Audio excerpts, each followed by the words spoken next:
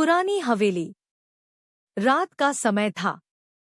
घने बादलों ने चांद को ढक लिया था और चारों तरफ अंधेरा था। एक छोटे से गांव के बाहरी इलाके में एक पुरानी हवेली के पास एक आदमी खड़ा था, जो बहुत देर से सड़क की ओर देख रहा था। उसका नाम राज था और दिल्ली का रहने वाला था। कुछ दिन पहले उसने अपने दोस्तों से सुना कि इस हवेली में कुछ अजीबोगरीब घटनाएं होती हैं। लोग कहते थे कि रात में यहाँ अजीबोगरीब आवाजें आती हैं। राज को इन सब पर यकीन नहीं था, लेकिन आज रात वह खुद ही रहस्य का पता लगाने आया था। राज हवेली पहुंच गया। हवेली का दरवाजा बंद था और एक बगीचा था जिसमें सूखी झाड़ियां और घास उगी हुई थी। हवेली की दीवारें बहुत पुरानी थी, जो काली पड़ गई थी, और खिड़कियां धुंधली थी। राज अंदर जाना नहीं चाहता था, लेकिन उसकी उत्सुकता उसे अंदर खींच रही थी। अचानक उसे एक हल्की आवाज सुनाई दी, जैसे कोई कुछ रहा हो। उसने कान लगाकर सुना। कौन है? राज ने खुद से कहा। यार, यह कुछ नहीं है, बस हवा का शोर है। लेकिन फिर भी उसे अजीब सा डर लगने लगा। राज ने अपने कदम तेज किए और हवेली के अंदर का दरवाजा खटखटाया। पहले तो कोई जवाब नहीं आया, लेकिन कुछ टाइम बाद धीरे से दरवाजा खुला। अंदर का नजारा कुछ खास नहीं था। अंधेरा, धूल भरी जगह और पुरानी यादें।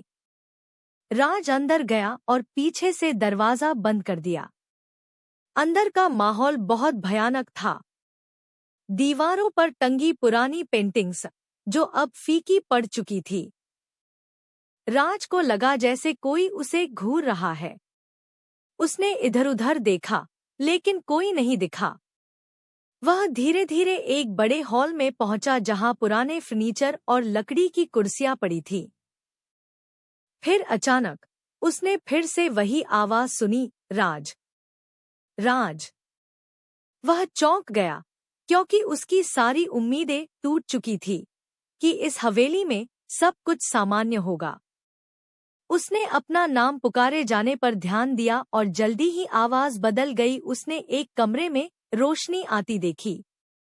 वह कमरे के अंदर गया और कमरे के बीच में दीवार पर टंगी एक पुरानी तस्वीर देखी। तस्वीर में एक महिला उसे देख रही थी। उसके चेहरे पर एक अजीब सी मुस्कान थी, जैसे कुछ छिपा रही हो। तभी फिर से आवाज सुनाई देती है, राज।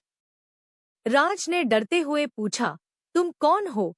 लेकिन कोई जवाब नहीं आया। वह फिर से आवाज का पीछा करती रही और कमरे में घुसते ही अचानक दरवाजा बंद हो गया।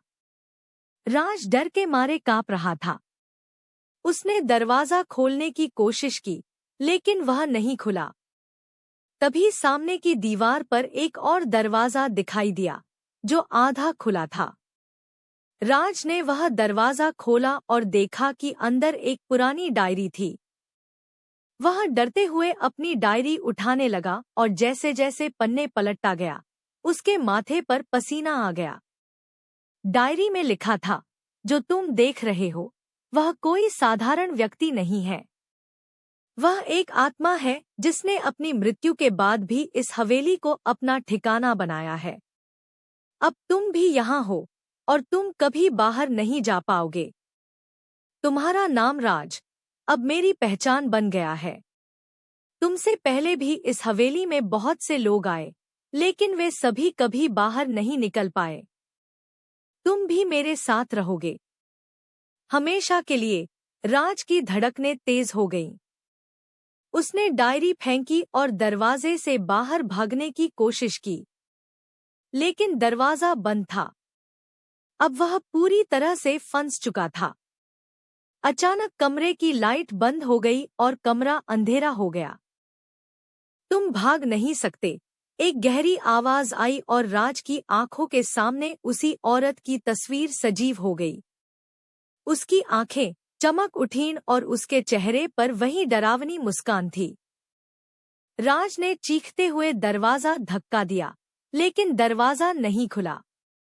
फिर वह औरत उसके पास आई और बोली, अब तुम्हारी आत्मा मेरी होगी, तुम भी मुझे छोड़कर नहीं जा पाओगे।